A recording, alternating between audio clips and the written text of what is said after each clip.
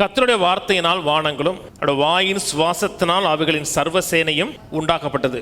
எப்படி அண்ட சராசரத்தை கர்த்தர் எப்படி உண்டாக்கினார்? வார்த்தையினால் உண்டாக்கினார். 1ஆம் இடத்துல வெளிச்சம் அவசியம், வெளிச்சம் தேவை, வெளிச்சம் முக்கியம் இல்லையான்னு பேசல, வெளிச்சம் உண்டாக்கடவது என்று பேசினார். இன்னைக்கு நாம் பேசுகிறது சூழ்நிலையை விளக்குவதற்காக பேசுகிறோம்.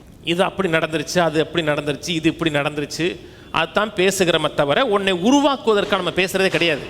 ஒரு சம்பவம் நடந்துருச்சுன்னா அந்த நடந்த சம்பவத்தை பேசுவோம், நடந்த சம்பவத்தை விவரித்து பேசுவோம், நடப்பதற்காக எதுவும் பேச மாட்டோம்.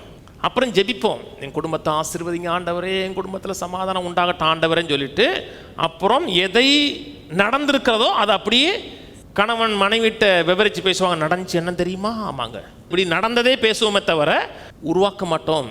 எது நடக்கணும், இப்படி இருக்கணும், என் குடும்பம் இப்படி இருக்கணும், என் பிள்ளை இப்படி இருக்கணும், என் கணவன் இப்படி இருக்கணும், உருவாக்கும்படியாக பேசுகிறோம் என்றால் இல்லாததை இருக்கிற போல அழைக்கிறோமா இருக்கிற தேவனுக்கு முன்பாக விசுவாசத்தில் செயல்படுகிறோம்னு அர்த்தம்.